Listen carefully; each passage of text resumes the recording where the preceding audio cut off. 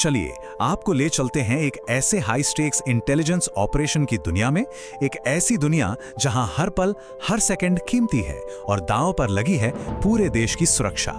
सोचिए जरा, क्या होगा जब एक चलता फिरता बम देश के सबसे तेज दिमाग वाले जासूस से सिर्फ 5 कदम दूर हो।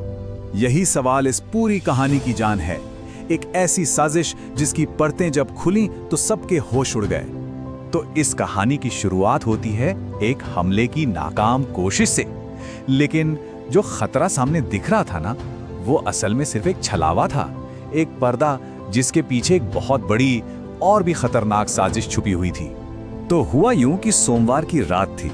2 लोग एक बाइक पर सवार होकर राष्ट्रीय सुरक्षा सलाहकार अजीत डोभाल के घर के पास पहुंचे। उनके पास क्या था? 1 किलो RDX। इरादा था एक बड़ा धमाका करने का, पर उन्हें इस बात का जरा भी अंदाजा नहीं था कि वो खुद एक बहुत बड़ी बिसात के छोटे से मोहरे हैं। जैसे ही उनकी बाइक रुकी, चारों तरफ से कमांडोज ने उन्हें घेर लिया और पलक झपकते ही दोनों को दबोच लिया गया। लेकिन यहाँ एक ट्विस्ट था। डोभाल, जिन्हें देश का सबसे बड़ा इंटेलिजेंस मास्टरमाइंड माना जाता है, उन्हें इस हमले की भनक पहले से ही थी। वो जानते थे कि ये जो हो रहा है, ये सब सिर्फ ध्यान भटकाने के लिए है। असली खेल, असली खतरा तो कहीं और था। और वो असली खतरा क्या था? एक बम, एक ऐसा बम जो एक ऑडिटोरियम में छिपा था और उसे अगले दिन ठीक दोपहर 2 बजे फटना था। और इसके साथ ही उल्टी गिनती शुरू हो चुकी थी। धमाके में बचे थे सिर्फ 15 घंटे। अब एक तरफ तो ये सब चल रहा था और दूसरी तरफ इसी के साथ शुरू हुई एक समानांतर जांच, एक ऐसा खुफिया मिशन जिसका सिर्फ एक ही मकसद था, साजिश की जड़ तक पहुंचना। इस मिशन की कड़ी जुड़ती है मुंबई की एक चकाचौंध से भरी पार्टी से, जहां अंडरकवर ऑफिसर विक्रम सिंह एक खतरनाक डील को सुन लेता है। फिर वो पैसों और अनीस नाम के एक शख्स का पीछा करते करते पहुंच जाता है सीधा दिल्ली शाहीन बाग के एक सेफ हाउस में। जी हाँ, यही था ऑपरेशन ऑक्टोपस पार्ट 2, एक ऐसा सीक्रेट मिशन जिसे खुद अजीत डोभाल ने हरी झंडी दी थी। और इसकी कमान किसके हाथ में थी? विक्रम प्रताप सिंह, वही हीरो जिसने इससे पहले वाले ऑपरेशन ऑक्टोपस को भी अंजाम दिया था। तो जैसे ही अनीस गिरफ्तार होता है, डोभाल का प्लान एक्शन में आता है। प्लान ये था कि विक्रम अनीस की जगह लेगा। तो अब विक्रम हाथ में 1 करोड़ कैश से भरा बैग लेकर उस सेफ हाउस में अकेले दाखिल होता है। मकसद? दुश्मनों को यह यकीन दिलाना कि डील अभी भी ऑन है। चलिए अब सीन वापस दिल्ली शिफ्ट करते हैं, जहां कंट्रोल रूम में डोभाल खुद इस पहेली के टुकड़ों को जोड़ने में लगे थे और घड़ी की सुइयां थीं कि रुकने का नाम ही नहीं ले रही थी। तो एक तरह से 2 मोर्चों पे जंग चल रही थी और दोनों ही जगह दुश्मन था वक्त। एक तरफ डोभाल अपने कंट्रोल रूम से दिमाग चला रहे थे, कड़ियां जोड़ रहे थे, तो दूसरी तरफ विक्रम दुश्मनों के बीच बैठकर सीधे उनकी मान से जानकारी निकालने की फिराक में था।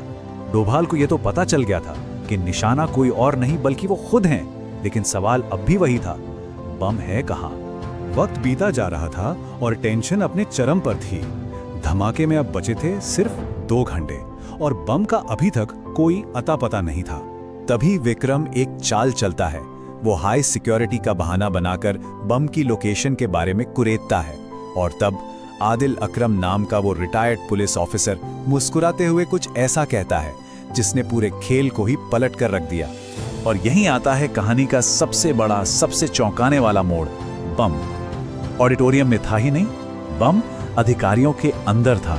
मतलब 5 आतंकवादी पुलिस की वर्दी पहनकर खुद ह्यूमन बॉम्ब बनकर ऑडिटोरियम में मौजूद थे। अब ये कहानी अपने आखिरी और सबसे रोमांचक मोड़ पर आ चुकी थी। डोभाल के सामने एक नामुमकिन सा चैलेंज था और इस तबाही को रोकने के लिए उन्हें एक ऐसा प्लान बनाना था जिसके बारे में किसी ने सोचा भी ना हो। धमाके में बचे थे सिर्फ 15 मिनट और डोभाल अपने तय समय से ठीक 15 मिनट पहले ही स्टेज पर पहुंच जाते हैं। क्यों? ताकि वो अपना काउंटर प्लान शुरू कर सकें। स्टेज पर पहुंचकर डोभाल ने सिर्फ एक बात कही और उनके इन शब्दों के साथ ही उनके जवाबी हमले की बिसात बिछ गई। एक ऐसा हमला जिसे नाम दिया गया एक सिक्योरिटी ड्रिल का। और यह था डोभाल का 3 स्टेप मास्टर स्ट्रोक। पहला कदम, एक सिक्योरिटी ड्रिल की घोषणा करना और ऑडिटोरियम की सारी लाइटें बंद करवा देना। दूसरा कदम, अंधेरे में विक्रम को इशारा करना कि वो अपनी जेब में रखा छोटा सा RF सिग्नल स्कैनर एक्टिवेट करे, और तीसरा कदम उसी स्कैनर के सिग्नल से उन 5 एक्टिव बॉम्ब डेटोनेटर की लोकेशन पता लगाना। ये एक ऐसा प्लान था जिसमें गलती की कोई भी गुंजाइश नहीं थी। और जैसे ही पूरे हॉल में घना अंधेरा छा गया, विक्रम ने स्कैनर ऑन किया और उसकी स्क्रीन पर 5 लाल रंग के सिग्नल चमकने लगे। टारगेट कंफर्म हो चुके थे। अगले ही पल अंधेरे का फायदा उठाते हुए ऑक्टोपस टीम हरकत में आई। इससे पहले कि कोई कुछ समझ पाता या किसी को कुछ दिखाई देता, 5 के 5 आतंकियों को चुपचाप काबू में कर लिया गया। ऑडियंस में बैठे लोगों को तो ये भनक तक नहीं लगी कि मौत उनके कितने पास से होकर गुजरी है। और खतरा कितना बड़ा था और कितना करीब, इसका अंदाजा आप इसी बात से लगा सकते हैं कि जब बम निरोधक दस्ते ने बमों को डिफ्यूज किया तो घड़े में धमाके से सिर्फ 4 मिनट बाकी थे। और इस तरह एक बार फिर अजीत डोभाल ने सिर्फ अपनी दिमागी सूझबूझ से मौत को भी मात दे दी थी।